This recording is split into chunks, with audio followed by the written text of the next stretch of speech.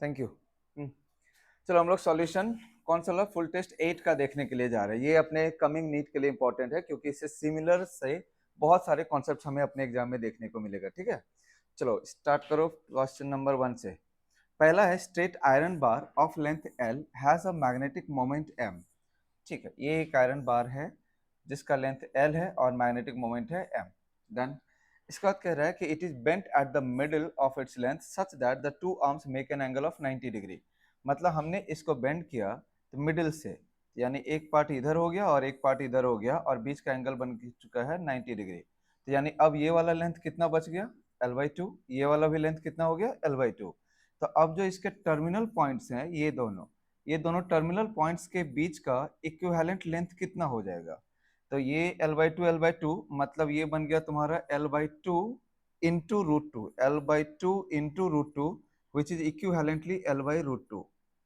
ठीक है, magnetic moment हमारा क्या होता है, m equals to pole strength into effective length.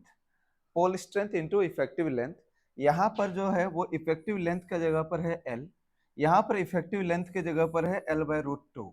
तो जब ये इफेक्टिव लेंथ चेंज हो रहा है, जब ये इफेक्टिव लेंथ चेंज हो रहा है तो ऑब्वियसली मैग्नेटिक मोमेंट भी क्या होगा, चेंज करेगा। तो इफेक्टिव लेंथ कितना टाइम्स चेंज हुआ, वहां पर था L, यहाँ पर L था, L से ये इफेक्टिव लेंथ कितना हो गया, L/√2। मतलब how many times it has changed, 1/√2 times. तो 1/√2 टाइम्स ही हमारा मैग्नेटिक मोमेंट भी चेंज करेगा। तो पहला वाले का कौन सा ऑप्शन करेक्ट होना चाहिए बताओ। Yes, B, second option should be the correct one. ठीक है, चलो सेकंड क्वेश्चन पे चलते हैं। Two thin lenses are placed in contact, one is convex and another is concave। ठीक है, दो लेंसेस हैं, एक लेंस हो गया कॉन्वेक्स, दूसरा लेंस जो है वो है कॉन्केव। पहला जो लेंस है उसका फोकल लेंथ है 15, तो इसका फोकल लेंथ है इसका इसका है 15 सेंटीमीटर। और जो ये वाला है इसका फोकल लेंथ है -10, ये है -10। माइनस इसीलिए है क्योंकि वो डाइवर्जिंग नेचर का होता है। अब बात यह है कि इसका हमसे पूछ रहा है equivalent focal length. Equivalent focal length का सीधा सा सिंपल वाला इक्वेशन होता है 1/f equivalent equals to 1/f1 plus 1/f2। तो 1/f1 यानी 1/15 प्लस 1/-10। इन दोनों का बताओ 15 और 10 का कितना आ गया, यहाँ पे एलसीएम 150 बोल सकते हैं। यहाँ पर 15 10 जा, यहाँ पे प्लस माइनस मिलके माइनस ही आएगा, और 10 15 जा, तो मतलब ये हो गया -5/150। -5/150 कटेगा ना, ये 1/30, तो ये हो गया 1/f इक्विवेलेंट। तो बताओ f इक्विवेलेंट कितना आ जाएगा तब। यस, तो -30, क्योंकि उसको उल्टा करेंगे। यस, -30 है क्या कोई भी ऑप्शन में, है ना, सेकंड ऑप्शन। ठीक है, यही सेम चीज तुम लोगों के भी साथ होगा next year. Okay, question number 3 देखो। A body is projected vertically upward, ये तो तुम लोगों के रेंज का लग रहा है। A body is projected vertically upward with a speed of 40. The distance traveled by the body in the last second of upward journey is। अगर हम लोग किसी भी स्पीड से फेंके, यहाँ पर तो उसने बोला है कि 40 से थ्रो किया है, हमें इस बात से कोई मतलब ही नहीं है कि हम लोग उसको कितने स्पीड से फेंक रहे हैं। 40 के जगह 50 लो, 60 लो, 70 लो, 100 लो, उस बात से कोई मतलब नहीं है। अगर हम लोग इसको किसी भी स्पीड से थ्रो करते हैं तो इसका जो last second of vertical journey होगा, तो मतलब at the top most point तो इसका वेलोसिटी क्या होने वाला है, 0। तो जस्ट लास्ट सेकंड मतलब यहां से एक सेकंड पहले यहां पर का अगर मैं बात करूं तो ये कहीं इधर पे होगा। तो यहां से ये लास्ट सेकंड में जितना ऊपर जाएगा, उधर से गिरते वक्त में पहला सेकंड में उतना ही नीचे आएगा। बात समझ आ रहा है, इधर से लास्ट सेकंड में जितना ऊपर जाएगा, उधर से गिरते वक्त में पहला सेकंड में उतना ही नीचे आएगा। तो उधर से पहला सेकंड में कितना नीचे आएगा, तो s इक्वल्स टू वो वाला को निकालो। तो s इक्वल्स टू हम लोग लिख सकते हैं ना वहां पे ut प्लस हाफ GT²। ठीक है, वो पहला ही सेकंड है, तो उधर से गिरते वक्त में u का वैल्यू कितना, 0 प्लस हाफ इंटू जी इंटू 1 का स्क्वायर। तो यानी ये कितना हो गया, g/2, यानी कितना हो गया ये 5 मीटर। तो उधर से गिरते वक्त में पहला सेकंड में 5 मीटर आता है, और इधर से ऊपर उठते वक्त में लास्ट सेकंड में भी कितना जाता है वो 5 मीटर। अगर इसने यहाँ पर 40 बोला है तब भी 5 मीटर ही आंसर है, अगर ये 60 बोलता तब भी आंसर 5 मीटर ही होता है, इस बात से कोई फर्क नहीं पड़ता है। ठीक है, चलिए नेक्स्ट क्वेश्चन पे चलते हैं। क्वेश्चन नंबर 4 में a thin flat circular disc है जिसका रेडियस है 3 centimetre, it is placed gently over the surface of water, if surface tension of water is this then what is the excess force required to take it away from the surface. देखो अगर मान लेते हैं कि ये water है, ये भी तो अपना 11th का फ्लूइड मैकेनिक्स का क्वेश्चन है। ठीक है, इस पर हमने एक प्लेट को रखा है, ये रहा एक प्लेट। ठीक है, ये जो प्लेट है ये सर्कुलर शेप का है, तो यहाँ पर जो ये वाटर है ना, ड्यू टू सरफेस टेंशन ये वाटर के साथ ये स्टिक कर जाता है। तो जब हम लोग इस प्लेट को ऊपर लिफ्ट करेंगे तो सरफेस टेंसाइल फोर्स इसको नीचे की तरफ रोकेगा, वही हमें एक्स्ट्रा फोर्स लगाना पड़ेगा इसको लिफ्ट करने में। तो ये सरफेस टेंसाइल फोर्स का वैल्यू कितना होता है, तो सरफेस टेंसाइल फोर्स होता है surface tension into 2 pi R, क्योंकि ये 2 पाई आर लेंथ में उसके साथ अटैच्ड है। समझ में आता है, ये तो सर्कुलर डिस्क है ना, तो उसका कितना लेंथ अटैच्ड होगा 2 पाई आर। अब यहाँ पर देखो सरफेस टेंशन का वैल्यू कहीं दिया हुआ है क्या क्वेश्चन में, 0.08 इंटू 2 इंटू पाई की जगह पर 3.14 इंटू आर देखो 3 सेंटीमीटर है, तो 3 सेंटीमीटर मतलब 3/100। अब यहाँ पर इतना सारा मल्टीप्लीकेशन पॉसिबल नहीं है, 3 3 जा 9, 9 2 जा 18, 18 8 जा 18 8 जा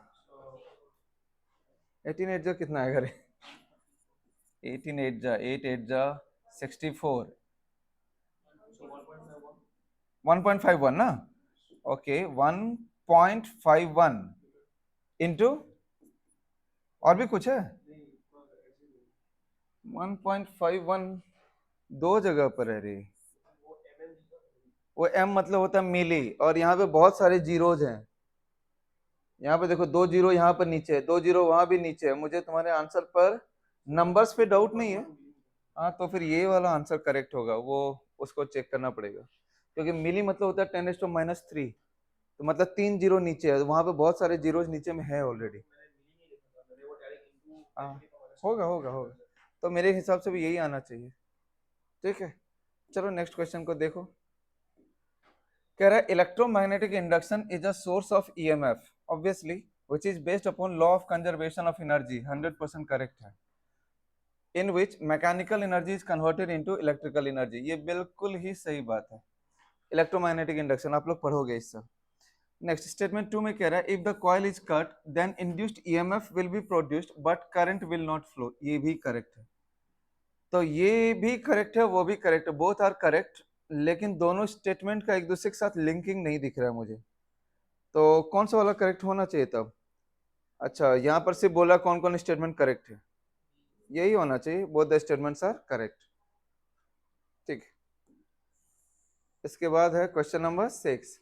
एक प्रोटॉन है which enters in a uniform magnetic field this with speed v along x-axis.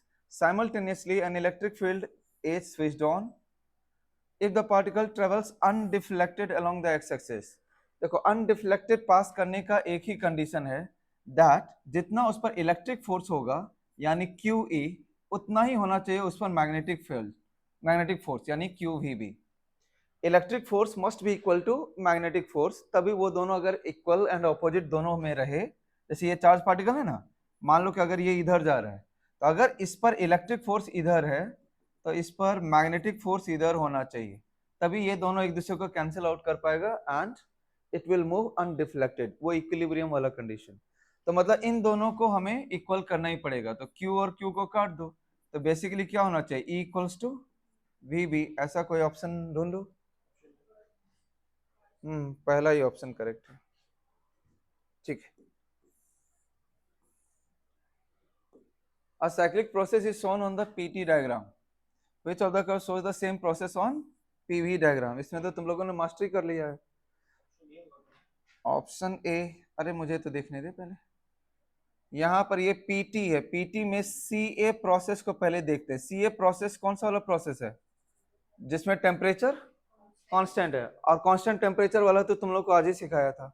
Constant temperature जब भी होता है तो ऐसे में पीवी ग्राफ कैसा बनता था, हाइपरबोला। तो देखो तो किस में है हाइपरबोला, एक में ही है, एक में ही है, और कहीं पर भी हाइपरबोला नहीं है। इसमें भी ये भी हाइपरबोला नहीं है, ये तो हाइपरबोला है नहीं, ये तो हाइपरबोला है नहीं, इसमें बस यही एक ऑप्शन होना ही है। और श्योर शॉट बिना कुछ सोचे समझे मार दो, ठीक है। चलो नेक्स्ट क्वेश्चन क्या है। 8 an electric dipole with dipole moment this is aligned with the direction of uniform electric field of magnitude this. The dipole is then rotated by an angle of 90 degree with respect to electric field. The change in the potential energy. तो potential energy जो होता है वो होता है minus P E cos theta, ठीक, minus P E cos theta, that the equation is there. तो U initial को अगर हम लोग लेते हैं, यू इनिशियल, तो माइनस पी के जगह पर क्या लोगे, ये रहा देखो डाइपोल मोमेंट 8 इंटू 10⁻⁻6, ई की जगह ढूंढो क्या दिया हुआ है, इलेक्ट्रिक फील्ड 6 इंटू, क्वेश्चन करते वक्त में ये जितने भी ये कीवर्ड्स मिलते हैं उसे मार्क करना चाहिए, उससे हमें वो डाटाज का आइडिया लगता है। और इनिशियली जो था वो अलाइंड था, देखो यहाँ पर ये वर्ड दिख रहा है अलाइंड, मतलब जिधर इलेक्ट्रिक फील्ड था, अगर इधर इलेक्ट्रिक फील्ड है तो इधर ही डाइपोल भी है। तो बताओ इनिशियल एंगल दोनों के बीच का कितना होगा, दोनों पैरेलल हो गए ना, तो एंगल कितना रहा 0। तो यानी ये कॉस थीटा की जगह पर हम लोग लिखेंगे कॉस 0 डिग्री। कॉस 0 डिग्री का वैल्यू बोल 1, ठीक। तो यानी ये कितना हो गया 8 इंटू 6 48, तो माइनस 48 इंटू 10⁻⁻², यानी माइनस 0.48, ठीक है। यू फाइनल अब लिखते हैं, यू फाइनल हम लोग लिखेंगे फिर से माइनस पी के जगह पर यही लिखूंगा, ई के जगह पर लिखूंगा 6 इंटू 10⁻⁴। अब फाइनली उसने क्या बोला था, उसको कितना एंगल से रोटेट किया 90 डिग्री। 90 डिग्री से रोटेट करने का मतलब इलेक्ट्रिक फील्ड यही है, लेकिन डाइपोल अब ऐसा हो गया। अब बताओ इन दोनों के बीच का एंगल कितना बनेगा 90, तो यहाँ पर cos 90 लिखेंगे, तो cos 90 की वैल्यू 0, तो ओवरऑल वैल्यू इज 0। उसने पूछा है कितना का पोटेंशियल एनर्जी चेंज किया है, चेंज, तो चेंज मतलब final value minus initial value, तो 0 में से इसको माइनस करेंगे तो कितना आएगा 0.48, यही वाला आएगा, ठीक है। चलो क्वेश्चन नंबर 9 पे चलते हैं। कह रहा a 5 kg block is pulled up on a rough incline plane, ये अगेन तुम लोगों के रेंज का है क्वेश्चन। तो एक रफ इंक्लाइन प्लेन है ऐसा, इसका एंगल ऑफ इंक्लिनेशन ढूंढो, कहीं पर होगा दिया हुआ, कहाँ है, ठीक है, ये है 30 डिग्री, ये हो गया 30 डिग्री। यहाँ पर एक ब्लॉक है जिसका मास है कितना 5 kg। अब बोल रहा है इसको कांस्टेंट स्पीड से हम लोग मूव करवा रहे हैं ऊपर के तरफ, तो 2 मीटर पर सेकंड से। तो अगर ये ऊपर जाएगा तो ऐसे में हम लोग ऊपर लगा ले जाने के लिए तो एक फोर्स लगाएंगे, तो बताओ नीचे के भी तरफ तो फोर्स लग ही रहा होगा, तो नीचे की तरफ कौन कौन सा फोर्स लगता है, तो यस, एक फोर्स तो हो गया mg sin थीटा। अब बताओ फ्रिक्शन किधर लगेगा, नीचे ही लगेगा, और वो फ्रिक्शन का वैल्यू होगा म्यू इंटू एन, लेकिन उसको हम लोग यहाँ पर क्या लिखेंगे mu into M G cos theta. तो अगर ये वेलोसिटी कांस्टेंट है मतलब इस पर नेट फोर्स 0 होना चाहिए, मतलब अपना F का वैल्यू कितना होना चाहिए, तो ये दोनों के सम के बराबर, मतलब M G sine theta plus mu M G cos theta. अब m दिया हुआ है 5, g दिया हुआ है 10, इतना को कॉमन ही ले लो एम जी। अब साइन थीटा यानी साइन 30, साइन 30 कहने का मतलब हुआ 1/2 प्लस म्यू का वैल्यू भी दिया हुआ था रे 0.2, तो 0.2 इंटू कॉस 30 का वैल्यू होगा √3/2, ठीक है, जो भी है एज इट इज रहने देते हैं। एनीवे मतलब थोड़ा टफ ही लग रहा है। 5 10 जा 50 इंटू √3 का वैल्यू होता है 1.7 ही अगर पकड़े तो 1.7 इंटू 2 3.4, मतलब 0.34, 0.34 प्लस 1 यानी 1.34, यानी ये आ गया 1.34/2, ये 2 नीचे में एज इट इज रह गया। ये तो हमारा फोर्स का वैल्यू है, यानी उसने फोर्स नहीं पूछा है, क्या पूछा है उसने, power. What is the power delivered by the applied force. तो पावर जो हम लोग लिखते हैं that power is force into velocity. Force हमने निकाल लिया, वेलोसिटी कितना था 2, तो फोर्स का वैल्यू है 50। अबे अब तो आसान ही लग रहा है, मतलब फोर्स को वेलोसिटी से मल्टीप्लाई करना है, कितना वेलोसिटी है 2 ना, 2 से मल्टीप्लाई करो तो 2 2 तो कैंसिल ही हो जाना है, तो कितना बच जाएगा यहाँ पर 50 इंटू 1.34, 50 इंटू 1.34 तो 50 से तो ज्यादा ही बनेगा। ऑप्शन सी बनना तो चाहिए, बिल्कुल बनना चाहिए, 50 से बड़ा ही वैल्यू है। 13 5 जा 65 ना, हाँ ठीक है 67 करेक्ट है, ठीक है okay. Question number 10. A wire of length L resistance this is divided into 12 equal parts. एक वायर जिसका रेसिस्टेंस है 60 ओम, अगर इसको 12 पार्ट्स में डिवाइड कर दिया तो एक पार्ट का रेसिस्टेंस कितना हो जाएगा 5 ओम। 12 पार्ट में डिवाइड किया है तो एक पार्ट का रेसिस्टेंस कितना हो गया 5 ओम। अब उसमें से जो पहला 6 पार्ट है, the first 6 parts are connected in what series. तो अगर पहला 6 part 1 part 2 part 3 part 4 part 5 part 6 part, 6 part को हमने सीरीज में लगा दिया, यानी 5 5 5 5 5 5, यानी ये कितना हो गया 30। और दूसरा जो 6 पार्ट है, the next 6 parts are connected in parallel. तो यानी अगर हमें नेक्स्ट 6 पार्ट को पैरेलल में लगा दिया, ये 5 है फिर 5 है फिर 5 है, तो इस हिसाब से इसका जो इक्विवेलेंट बनेगा दैट विल बी 5/6। 5/6 को हम लोग कहते हैं 0.8। मतलब पहला 6 पार्ट को सीरीज में, नेक्स्ट 6 पार्ट को पैरेलल में, और फिर क्या कह रहे हैं this two combinations are again connected in series. मतलब ऊपर से कितना आ गया 30, नीचे से कितना आ गया 0.8, और ये 30 और 0.8 को हमने आपस में कैसा लगा दिया सीरीज में, तो दोनों ऐड हो जाएंगे। तो कितना आंसर आना चाहिए 30.8। Final done okay. Again satellite आ गया रे, तुम लोगों का फिर से रेंज में आ जाता है क्वेश्चन। सैटेलाइट मास m है, revolving in a circular orbit of radius 3r। Planet का मास m है, तो यहां पर है ये प्लैनेट जिसका मास है m, इसके चारों तरफ इसमें 3r के रेडियस में एक सैटेलाइट रिवॉल्व कर रहा है कुछ स्पीड v से। तो बताओ उसका कितना एनर्जी होगा, यहाँ पर एनर्जी कितना होगा। तो मूविंग सैटेलाइट का टोटल एनर्जी क्या होता है potential plus kinetic, yes correct हो। फाइनल वैल्यू याद है -G(m)m/2r, very good, bye 2r।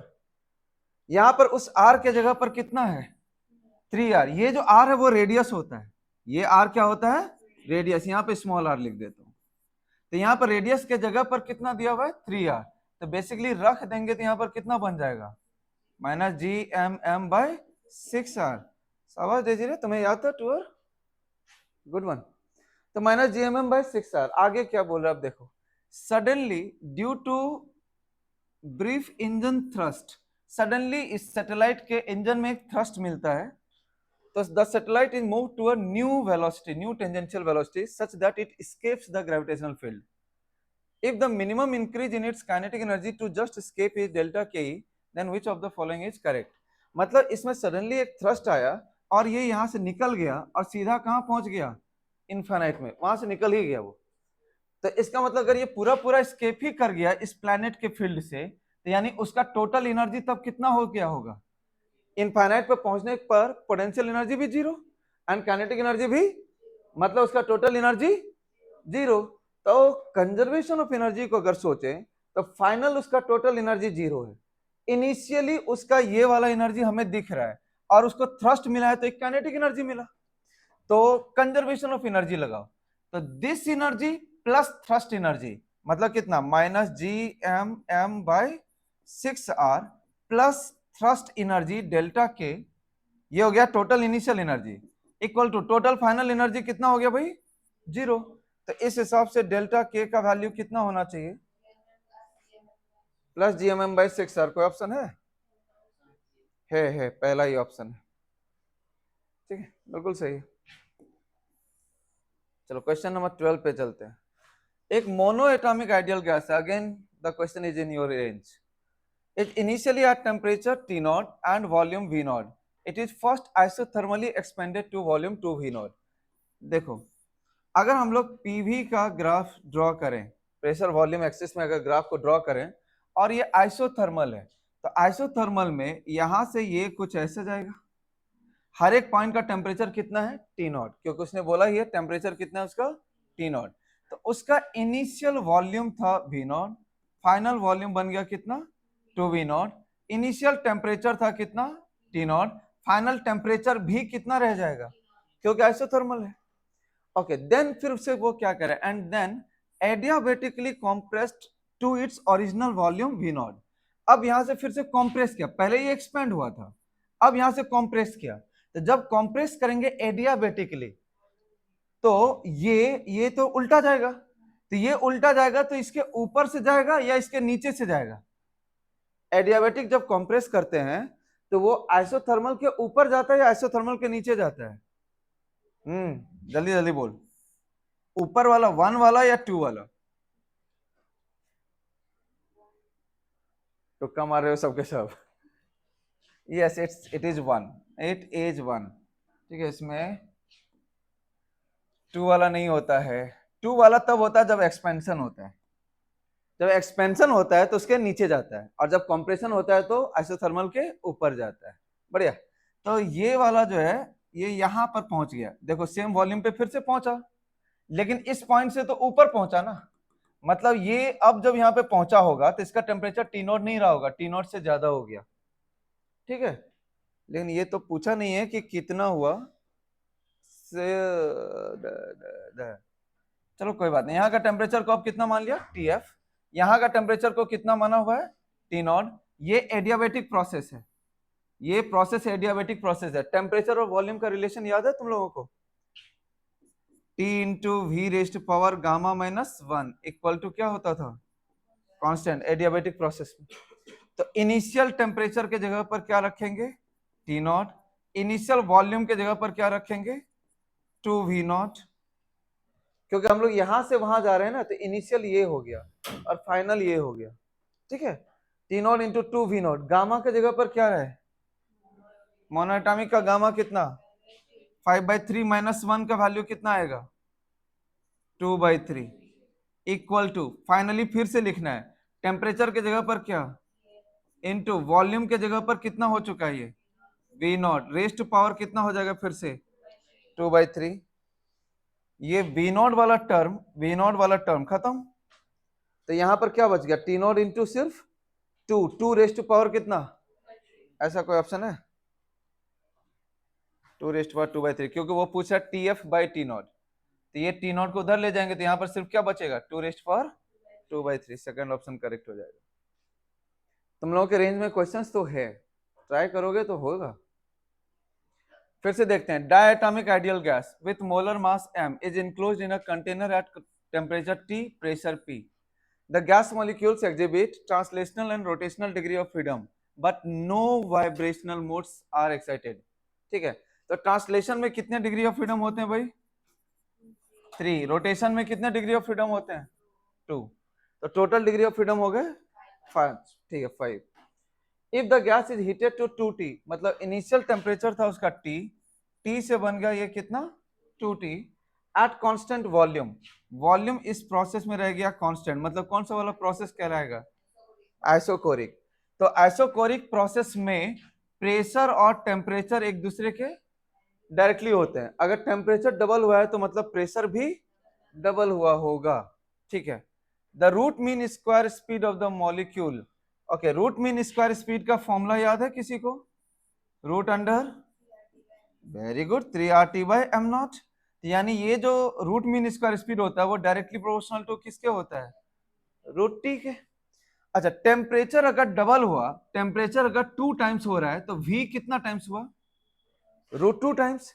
वो यही पूछ रहा है कि by what factor speed of the molecule increases by a factor x and pressure increases by a factor y, then x and y। तो बताओ स्पीड पहले कितना फैक्टर से इंक्रीज किया, √2 है कोई पहला वाला ऑप्शन में, ये ए या सी में से कोई हो सकता है।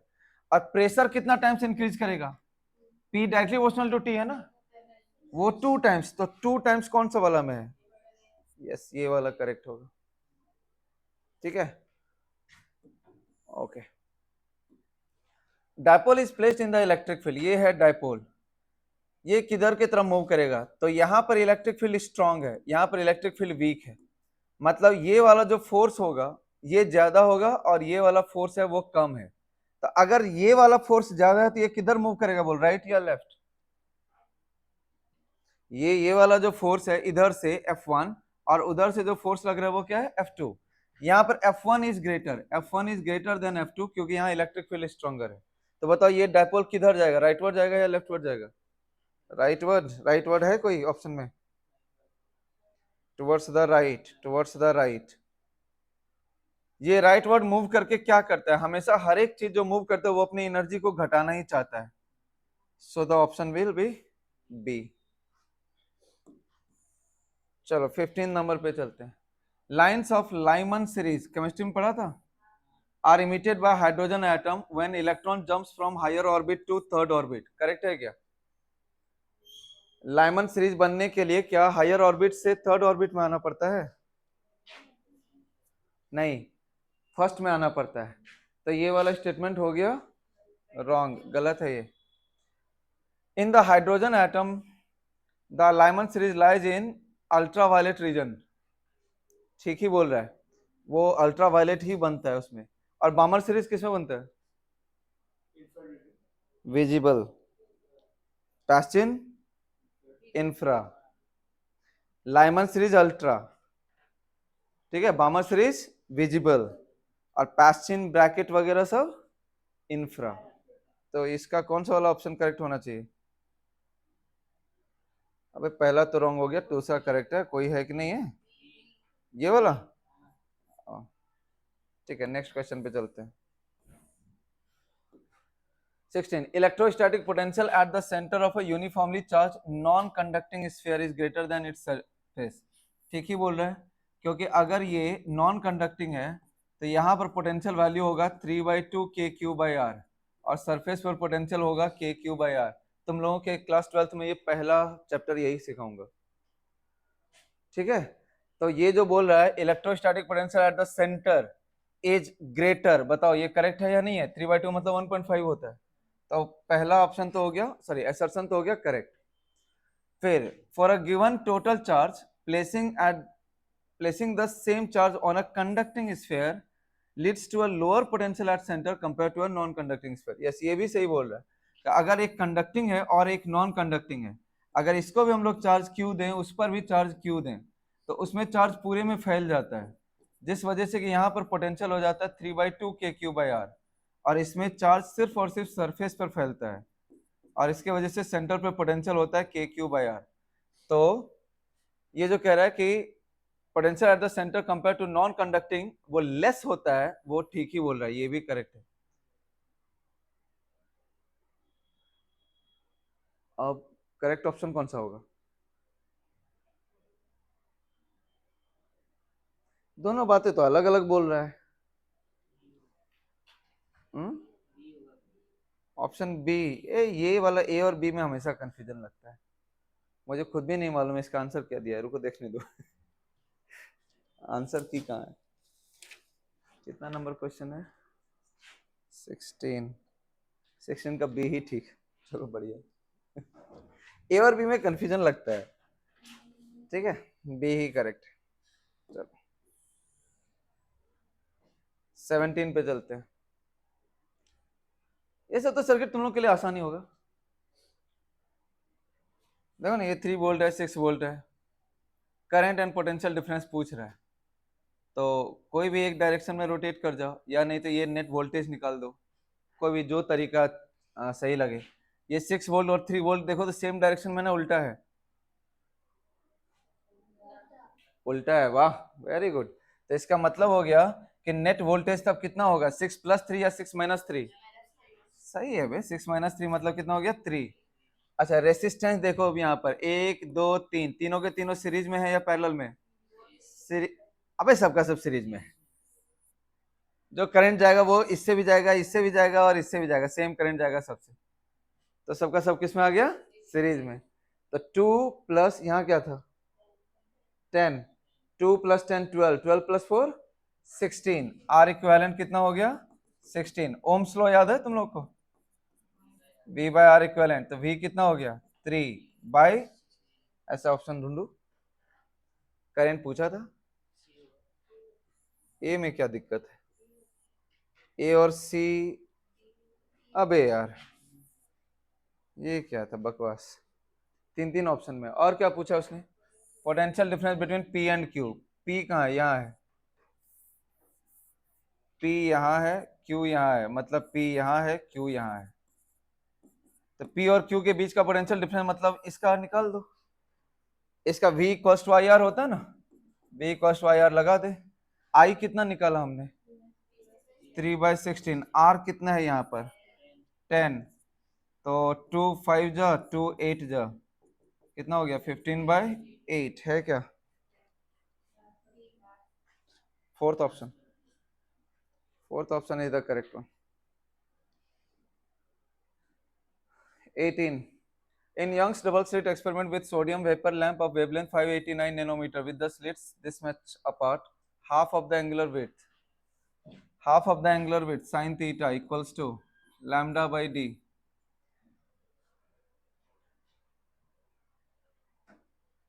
ठीक है, इसमें कुछ गलत लग रहा है, क्या पूछ रहा है, then the half angular width,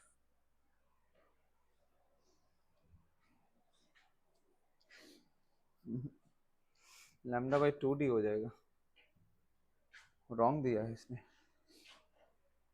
अब लैम्डा कितना दिया है, wavelength 589 nanometre, 589 into 10⁻⁹ by 2 into D, D के जगह पर कितना है, गैपिंग है 0.589 मिलीमीटर। इससे ये कटेगा 1000 टाइम्स, 2 से ये जाएगा 500 टाइम्स, 500 इंटू 10⁻⁶। एक भी ऑप्शन नहीं आ रहा है।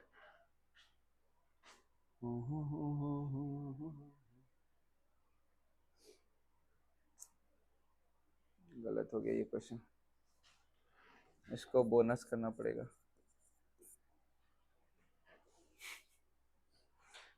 चार मार्क्स सबको फ्री में कैसे दे सकता हूँ मैं। देखो यहाँ पर ये वाला वर्ड ही गलत हो गया, हाफ एंगुलर विड्थ नहीं होना चाहिए, एंगुलर विड्थ। तब यहाँ पर होता sine theta equals to lambda by D, lambda होता 589 10⁻⁹, ये नैनोमीटर है, 0.589 इंटू 10⁻⁻3, ये करता 1000 इंटू 10⁻⁶, यानी 10⁻3।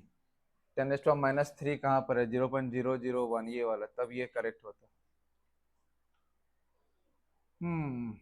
क्वेश्चन नंबर 18 बोनस, ठीक, उपाय नहीं, दे देंगे। A wire carrying current I along the positive y axis has the length L. It is placed in a magnetic field this. Wire को रखा था y एक्सिस में, वायर का लेंथ जो है वो है y एक्सिस में, और मैग्नेटिक फील्ड दिया हुआ है 4i - 2j + 3k। What is the magnitude of magnetic force? Magnitude F equals to IL cross B का मैग्नीट्यूड। अब लेंथ है y एक्सिस में, तुम लोग दिमाग लगा के बताओ रे, लेंथ है y एक्सिस में, मैग्नेटिक फील्ड है ये, मैग्नेटिक फील्ड है ये जो I J के तीनों में, लेकिन लेंथ है सिर्फ J में। क्रॉस करेंगे तो J का क्रॉस J के साथ तो 0 ही होता है, तो सिर्फ बचेगा कौन कौन वाला, J के साथ I वाला और J के साथ K वाला। मतलब I तो अपनी जगह पर I है ही, L के जगह पर L इसके साथ जाएगा, तो कितना हो जाएगा, यहाँ 4 है, 4L, J cross I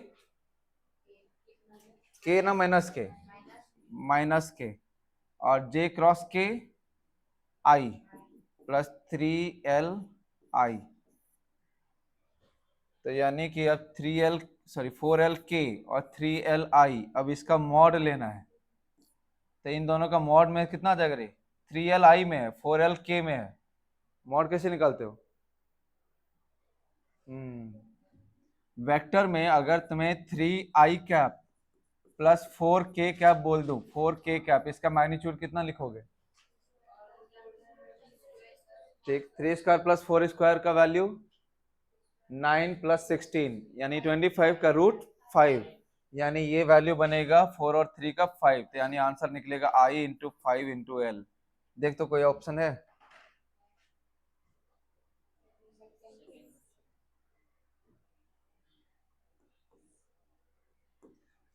The root mean square speed of oxygen molecule at temperature 300 is approximately 450. What will be the approximate RMS speed of hydrogen? RMS speed का फॉर्मूला बोल। Root under 3 RT/m0। अब ये hydrogen का by oxygen का अगर मुझे ये ratio बनाना है तो बेसिकली रेशियो में T को अगर पहले लिखूं तो T hydrogen bye T oxygen into M का रेशियो अगर बनाऊं तो V इन्वर्सली होता है ना, मतलब ऑक्सीजन का M ऊपर आएगा और हाइड्रोजन का M नीचे आएगा। अब हाइड्रोजन लेते वक्त में टेम्परेचर कितना था? 600, यानी ये हो गया 600/300 इंटू ये वाला ऑक्सीजन का मोलर मास 32 बाय हाइड्रोजन का 2 से ये गया 16 टाइम्स, ये गया 2 टाइम्स, तो 16 का रूट होता है 4, यानी ये हो गया 4√2। अब V of H2 bye V O2 में कितना था वैल्यू? 450, तो V H2 में कितना आ जाएगा? 450 इंटू 4 यानी 1800√2। 1800 से भी ज्यादा कौन सा है? यही होगा। ठीक है,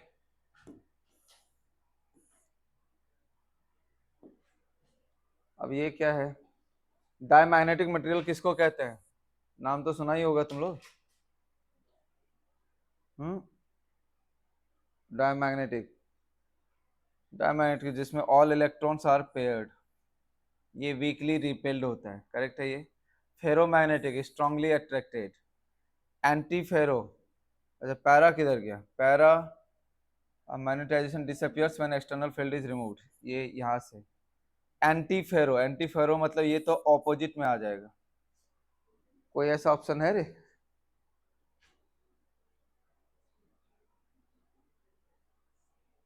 ए का 3, यही होगा ना? ए से ही मैच कर रहा है।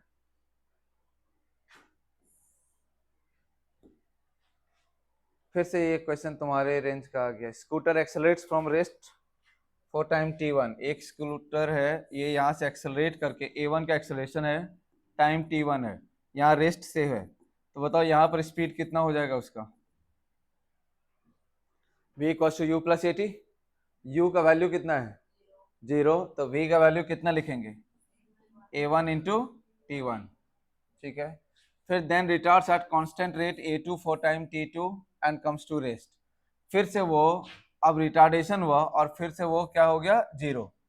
अब इस यहाँ पर फिर से ये रेस्ट पर आ गया। ठीक है, ये कौन सा वाला टाइम है? t2।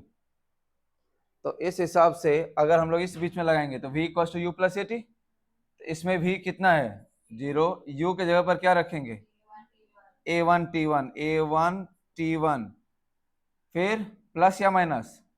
रिटार्डेशन हो रहा है तो माइनस a2 t2, वहां से इसको इधर ले आ, a2 t2 इक्वल्स टू, क्या पूछ रहा है ये? t1/t2 कितना आ जाएगा? a2/a1। ठीक है, नेक्स्ट को देखते हैं। Which of the following physical quantity do not have the same dimensional formula? Speed का होता है, स्पीड का क्या होता है? मीटर पर सेकंड, LT-1। ये भी तो स्पीड ही है, वो होता है स्पीड ऑफ लाइट 1/√μ0 ये तो सेम ही है दोनों। टॉर्क एंड वर्क, वर्क का क्या होता है? ml/2t-2। टॉर्क का क्या होता है फॉर्मूला? फोर्स इंटू डिस्टेंस, तो फोर्स का होता है mL_T-2, इनटू डिस्टेंस करेंगे तो L2 ही आ जाएगा। ये दोनों भी सेम ही है। यंग्स मॉडुलस और प्रेशर का भी सेम ही होता है। मोमेंटम एंड फ्लक्स कांस्टेंट यही होगा, इस दोनों का सेम नहीं होगा। मोमेंटम का क्या होगा, mv यानी mL_T-1, और प्लैंक्स कांस्टेंट वाला E equals to H nu पढ़े थे, E equals to H new.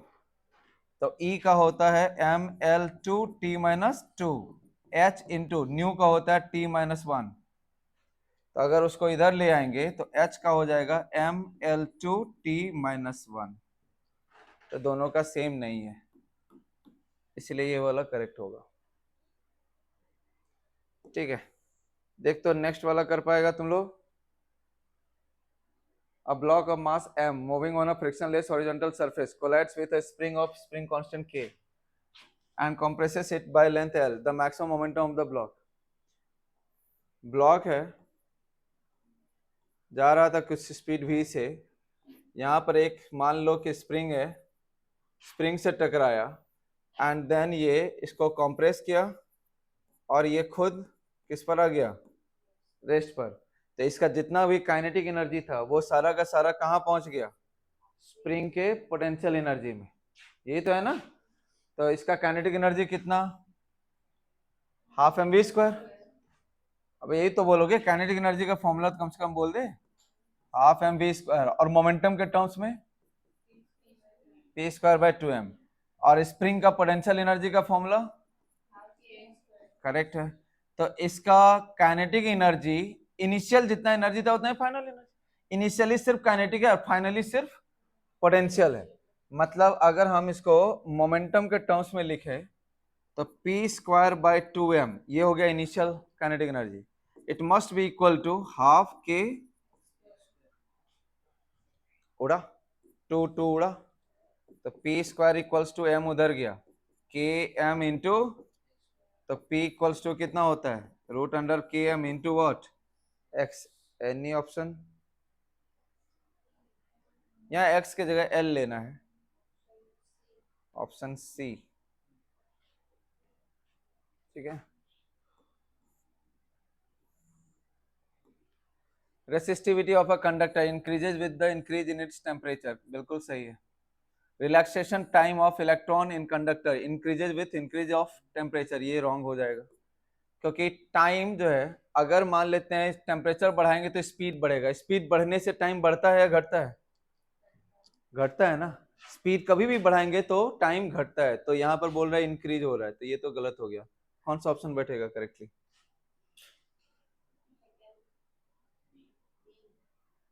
B. हाँ बी बैठ जाएगा।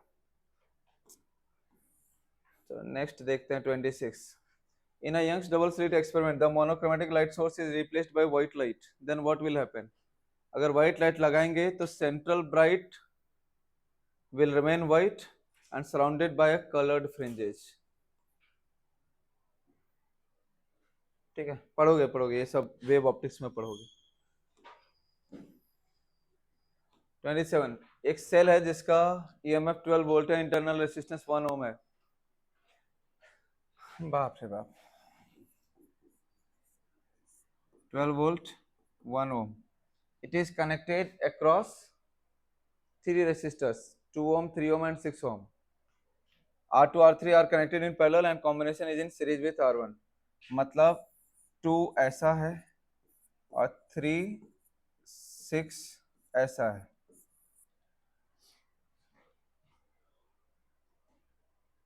कैलकुलेट द टर्मिनल वोल्टेज, पहले करंट निकालो।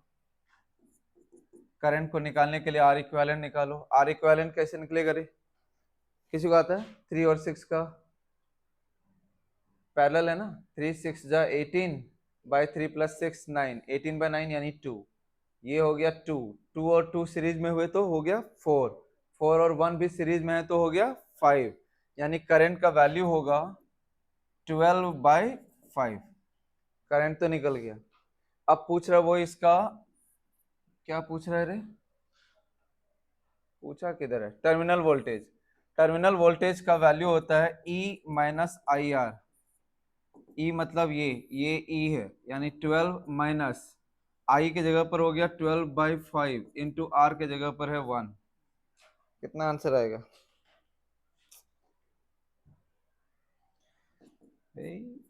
12×5 = 60 माइनस 12 यानी 48/5। 48/5 मतलब 9 point something.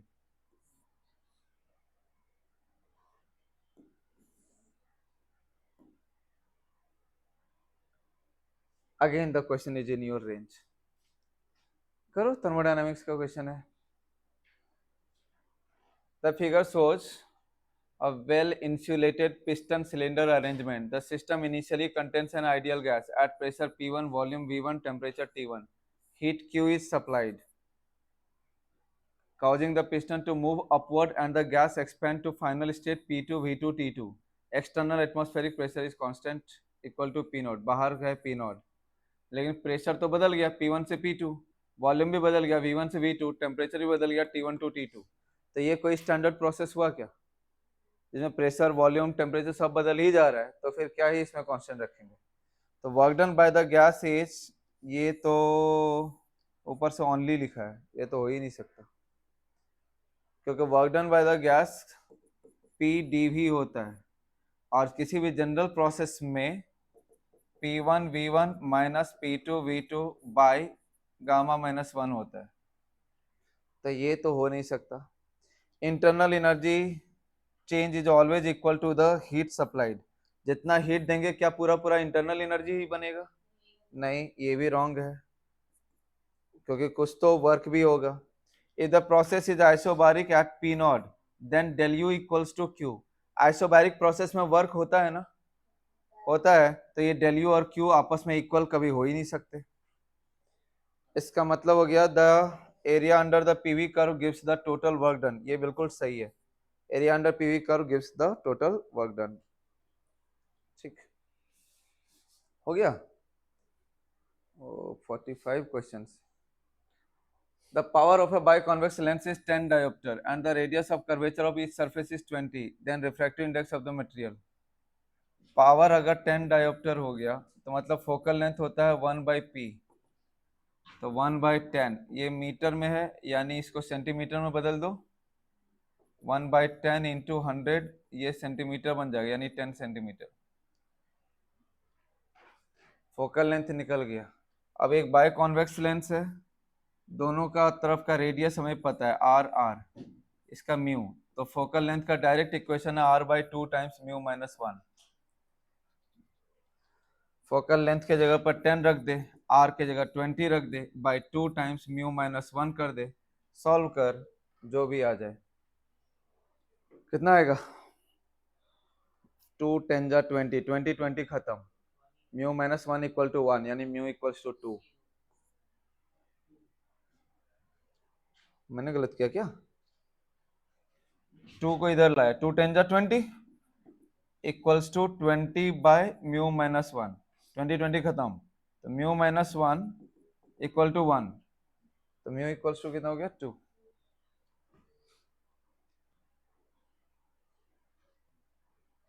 The figure below shows the displacement time graph of a particle. ये भी तो तुम लोगों से हो सकता है, ये SHM का question.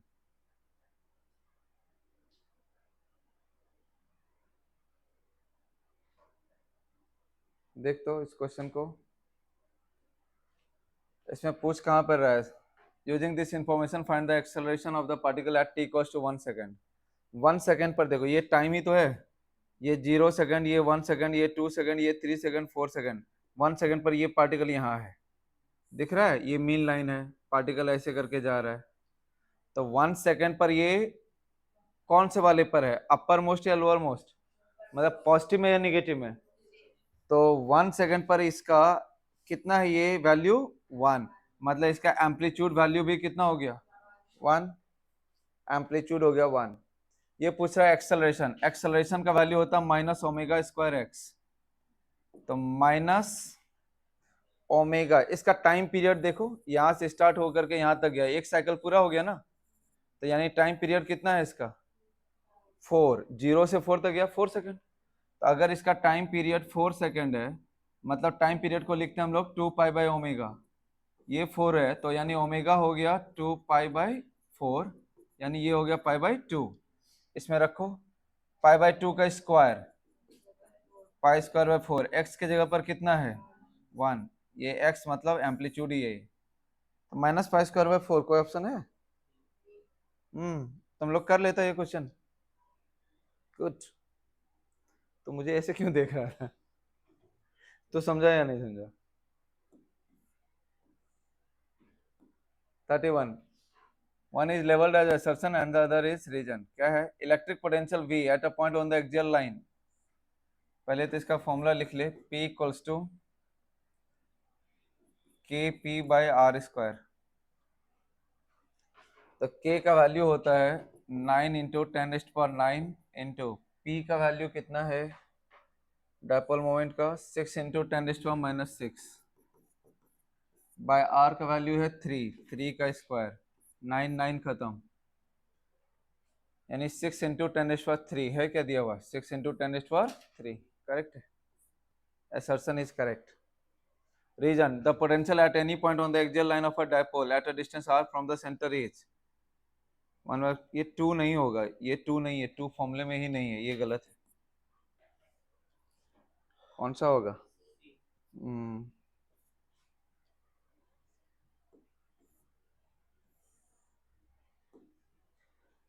If c represents the speed of light in vacuum, consider the following statement about photon। ये भी तुम लोगों से होना चाहिए। Photon, energy of the photon is given by E equals to h nu। Correct है या रॉन्ग है? करेक्ट, बिल्कुल सही है। Velocity of photon in vacuum is c। Correct है या रॉन्ग है? करेक्ट है, बिल्कुल करेक्ट है। The momentum of a photon is equal to -c। यहाँ पर कुछ होगा शायद, फिलहाल के लिए तो ये हो गया गलत, मिस प्रिंटिंग हो गई, ये गलत है। अब क्या, तो इसका आंसर भी गलत हो जाएगा। अब यार ये मिस प्रिंटिंग किधर से आ गया? In a collision between a photon and electron, both the total energy and the total momentum are conserved। ठीक है, कोई भी टाइप का अगर कॉलिजन होता है तो उसमें एनर्जी और मोमेंटम तो कंजर्व्ड होता ही है, तो ये भी करेक्ट है। अब photon has a positive electric charge, बोलो करेक्ट या फॉल्स? फोटोन के पास पॉजिटिव चार्ज होता है ना नेगेटिव चार्ज होता है? बोल जल्दी, जोर से बोल। नेगेटिव होता है, फोटोन के पास कोई चार्ज नहीं होता है, रॉन्ग है। कौन कौन सब करेक्ट हुआ? A B D. अच्छा, अगर ये करेक्ट होता तो ए बी सी डी हो जाता, लेकिन अब ये तो मिस प्रिंटिंग में आ गया। अब तो कोई गया है।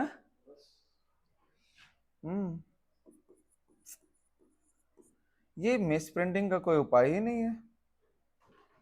तो ए है, बी है, डी है, ए बी डी अभी के लिए करेक्ट हो जाएगा। मोमेंटम का यहाँ पर लिखना चाहिए था P इक्वल्स टू E/c। वही देखो, E का ये मिडिल वाला डंडा है, मिडिल वाला डंडा है, बाकी डंडे मिसिंग है, समझे? खैर नहीं वे, अब तो ये बोनस बन चुका है। कितना क्वेश्चन बोनस हो चुका है? 2। पहला वाला था 18 और इस बार ये वाला है 32। क्या है जैसे kinetic energy of the electron in the first Bohr orbit, तो फर्स्ट बोर ऑर्बिट में कितना एनर्जी होता है टोटल? -13.6 ना।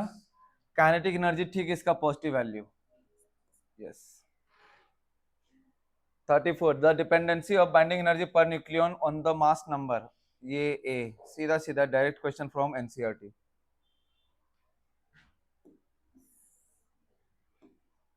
No work is required to move a test charge from center of a uniformly charged conducting spherical cell to any point on its inner surface। अगर conducting cell है तो इसके हर point पर पोटेंशियल सेम ही होता है, तो ऐसे में अगर यहाँ से यहाँ तक हम लोग मूव भी करेंगे तो कोई भी वर्क डन नहीं करना पड़ेगा, बिल्कुल सही बोल रहा है। So it is correct. The electric potential at all points inside a conducting spherical shell is same, reason भी करेक्ट है। So option A should be correct, reason भी करेक्ट, असर्शन भी करेक्ट, और ये करेक्ट एक्सप्लेनेशन भी है। और कितना क्वेश्चन है? 10 क्वेश्चन। अबे सर को रोटेशन का आ गया, ये तो तुम लोग फोड़ ही दोगे, ठीक है। रोटेशन का आ चुका है। लेट पॉइंट ए, ए यहाँ पर है, एंड कहाँ है बे? ए वहां पर है और पॉइंट बी यहाँ पर है। अच्छा, प्योर रोलिंग में है ये, यस यूनिफॉर्म रोलिंग में है। मतलब ये आगे भी जाएगा और घूमेगा भी, दोनों ही चीजें होंगी। तो अगर कभी भी ये प्योर रोलिंग में होता है तो इसका सेंटर के पास जो वेलोसिटी वी होता है वही सेम वैल्यू होता है ओमेगा आर का भी, यानी वी इक्वल्स टू कितना होता है? आर ओमेगा या ओमेगा आर। तो अभी अब ये वाला पॉइंट का वेलोसिटी अगर समझें तो इसके पास में एक फॉरवर्ड वेलोसिटी है वी, ये वाला, और रोटेशन की वजह से इसमें एक वेलोसिटी है ये ओमेगा आर वाला, जिसका वैल्यू अल्टीमेटली वी ही होगा। तो इन दोनों का रिजल्टेंट कहीं यहाँ आ जाएगा, वी वी, यानी रिजल्टेंट कितना हो जाएगा? रोटो वी। अगर हम लोग लोअर मोस्ट पॉइंट को पकड़ें तो फॉरवर्ड वेलोसिटी है वी, और रोटेशन की वजह से ऑपोजिट डायरेक्शन में वेलोसिटी है ओमेगा आर, जिसका वैल्यू वी ही है। तो वी वी कैंसिल ही हो गया, मतलब ये पॉइंट कैसा है गया? रेस्ट पे। तो ऑप्शन अब ढूंढो ऐसा वाला। Point A possesses a velocity of magnitude exceeding V, correct बोल रहा है ये, क्योंकि वहां का वेलोसिटी वी से ज्यादा है। Whereas point B is a momentarily at rest. Point B is momentarily at rest. पहला ही ऑप्शन करेक्ट। पढ़ा था तुम लोग? अबे यूनिफॉर्म मोशन पढ़ा था कि नहीं पढ़ा था? कैसे आंसर कर रहे हो? 37 में the output of the given circuit is V equals to V naught sine omega T. Output लेना है हमें इसके क्रॉस। ओके, तो जब हमारा ये पॉजिटिव साइकिल होगा तो ये करंट जाने देगा नहीं, ये रिवर्स बाइसिंग में आ जाएगा। तो जब ये रिवर्स बाइसिंग में होगा, वैसे केस में जितना भी यहाँ पर अप्लाइड वोल्टेज होगा वो पूरा पूरा वोल्टेज यहाँ पर हमें अपियर होगा। देखो, वी अप्लाइड जो होता है वो दो जगह पे ड्रॉप करता है, रेसिस्टेंस के क्रॉस और डायोड के क्रॉस।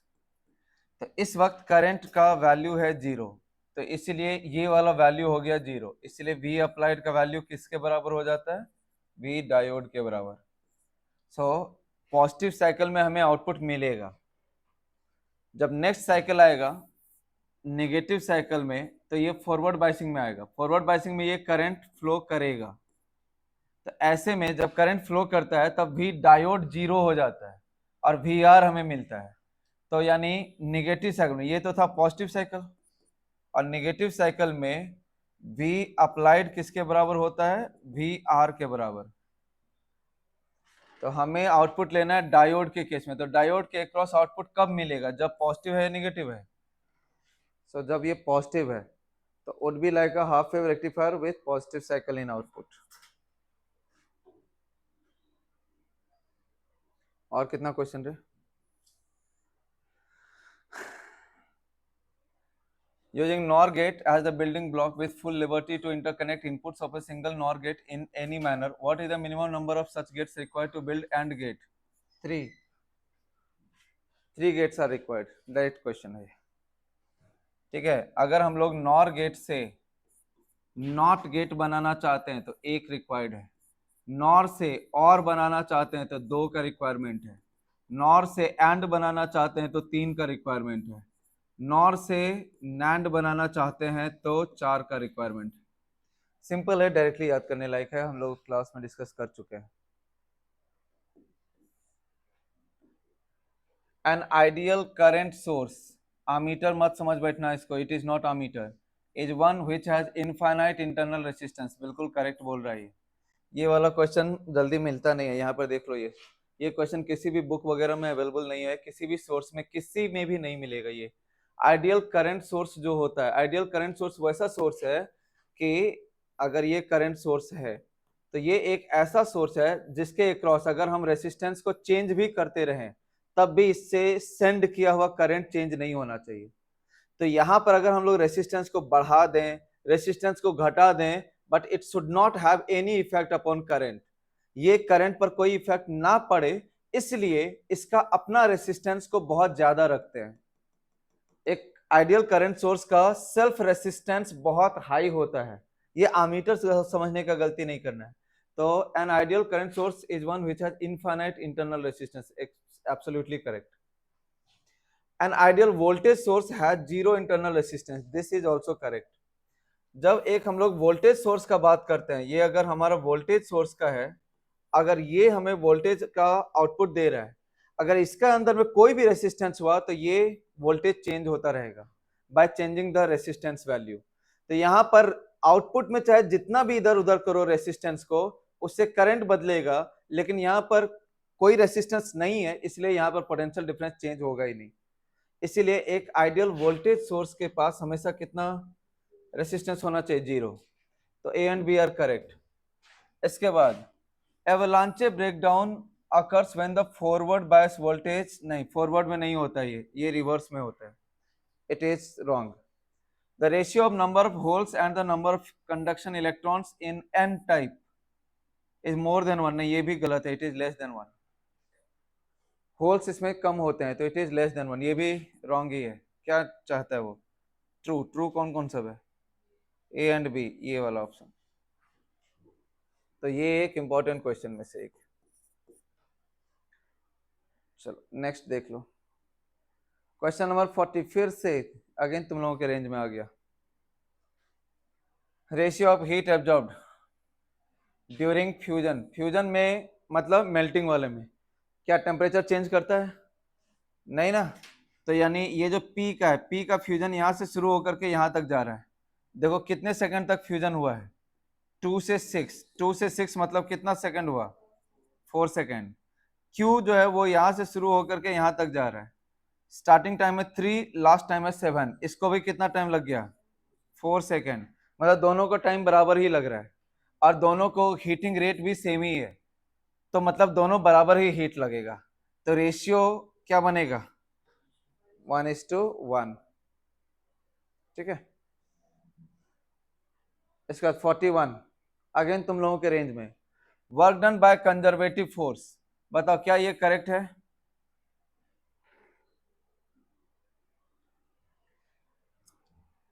इस साल का जेई का क्वेश्चन है, जेई 2026।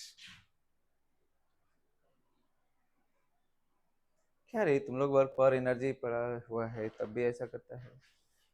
ये माइनस साइन नहीं होता है, work done by conservative force होता है integration of F dot D R. ठीक है, तो ये रॉन्ग हो गया। there are infinite ways through which we can go from R1 to R2 and work done for each case will be different for conservative force। Different होता है ना same होता है? सेम होता है, तो ये भी रॉन्ग हो गया। दोनों ही रॉन्ग ही है। Statement 1 and statement 2 both are false. चलिए 42 in case of capillary action if surface tension of liquid radius density, okay याद है क्या कैपिलरी एक्शन वाला height? 2s cos theta by rho R जी। बहुत सारा तुम लोगों का रिवीजन हुआ है ना, बहुत सारे फॉर्मूलाज का। h equal to 2s cos theta by rho R G. अब देखो तो एरर पूछा है या चेंज पूछा है? चेंज पूछा है। देखो अगर एरर का बात करें, अगर एरर का बात करें तो D H by H equal to हम लोग लिखेंगे D S by S plus, ये नीचे में भी है तब भी D rho by rho plus yes D R by R. ये कब? जब एरर का बात करेंगे। लेकिन अगर वो चेंज का बात करता है तो चेंज का बात करते वक्त में ऊपर वाला चीजें प्लस में रहता है, लेकिन नीचे वाला चीजें जब ऊपर जाएगा तो माइनस बनाएगा। ठीक है, तब बताओ डी एच बाई एच को क्या लिखेंगे? D S by S minus D rho by rho minus D R by R. It will be like that. उसने चेंज पूछा है तो हम लोग नीचे वाले को अप्लाई करेंगे। अच्छा, सब चीज तो घट ही रहा है ना, density decreases, everything is decreasing, तो मतलब इसके जगह पर लिखेंगे हम लोग -1%, फिर माइनस, उसके भी जगह पर -1, फिर माइनस, फिर इसके भी जगह पर -1। तो आंसर क्या बनेगा? -1 + 1 + 1। So the answer is +1। तो यानी 1% इंक्रीज हुआ ना डिक्रीज हुआ? क्योंकि फाइनल आंसर तो प्लस में आ रहा है, तो फाइनल आंसर इंक्रीज होना चाहिए, 1% इंक्रीज। अगर ये एरर पूछा होता तो कितना परसेंट आता? 1 + 1 + 1 कितना? 3% का एरर आता। चलो लास्ट 3 क्वेश्चन हैं और ये लो, ये तो आज का ही तुम लोगों का है ग्राफ्स। सिंपल पेंडुलम का बात कर रहा है, सिंपल पेंडुलम में time period 2 pi root under, ठीक है ये जानते हैं। लेकिन देखो उसने सारे ग्राफ्स जो दिया है, कितना बार सिखाया, ग्राफ जब भी ड्रॉ करना हो सबसे पहले क्या देखो, एक्सिस को देखो। यहाँ पर देखो एक्सिस में क्या क्या सब है, कितना दिख रहा है, ये अपना फिजिक्स है, कुछ रट्टा मारने से नहीं होता।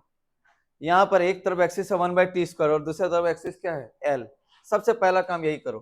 तो यहाँ पर स्क्वायर को यूज किया, स्क्वायर कर लो, तो टी स्क्वायर करेंगे तो यहाँ पर क्या आएगा बोल, T square equals to into L by G. Okay, यहाँ पर T square directly proportional to L है, लेकिन टी स्क्वायर है क्या एक्सिस पे, नहीं है, ये तो 1/t² है।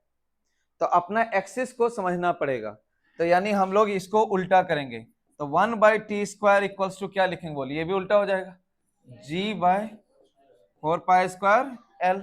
अब ये है हमारे y एक्सिस पर, समझ रहे हो ना, ये है हमारे y एक्सिस पर। तुम इसी को एक तरीके से क्या समझोगे, y इक्वल टू ये g कांस्टेंट, 4π² कांस्टेंट, l कहां पर रह गया इसके लिए बताओ, g equals to some constant, ये पूरा को कांस्टेंट मान लो, तो k बाय कहां है वो l। तो बताओ ये कैसा वाला ग्राफ बनाएगा, रेक्टेंगुलर हाइपरबोला, आज ही सीखा है ना, ठीक है।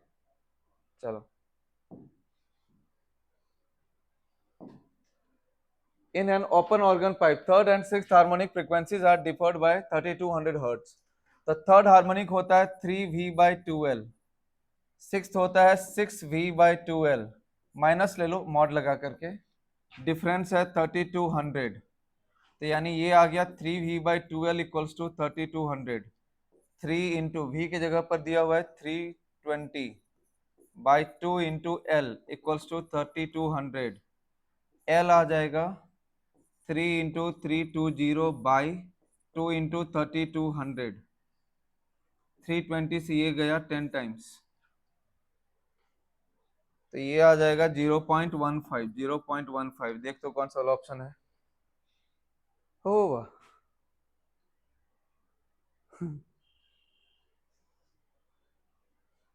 Find the length of the organ pipe, centimetre में नहीं पूछा है क्या, भाई यहाँ पर देखो ना सेंटीमीटर है कि नहीं है, length of the organ pipe तो 0.15 मीटर आ गया, इन सारे ऑप्शन सेंटीमीटर में है, इसलिए ये 15 सेंटीमीटर है, 15 सेंटीमीटर, कोई बोनस नहीं मिलेगा। कितना क्वेश्चन में बोनस, ये छोटा मोटा मिस्टेक पर थोड़ी बोनस दिया जाता है, जो भी। चलो लास्ट क्वेश्चन है 45, कब पूछ रहा है, t equals to 0, t equals to 0 पर the reading of ideal ammeter, ammeter t equals to 0, जब इसको बंद करेंगे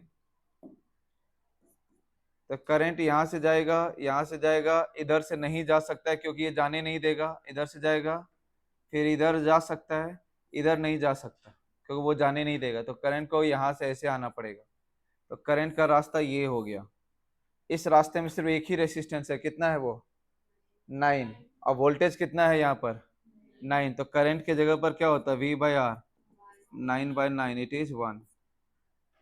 इसमें बस हमें ये मालूम होना चाहिए था कि कौन कौन जाने नहीं देता है, दैट्स ऑल। अबे यार, पूरे पेपर में बोनस वाले जो क्वेश्चन थे वो कौन सब थे, 18, 32, ये दोनों बोनस हो गए, 44, जबरदस्ती 44, 44 में कहाँ कोई बोनस है, वो यहाँ find the length of organ pipe, centimetre है भाई,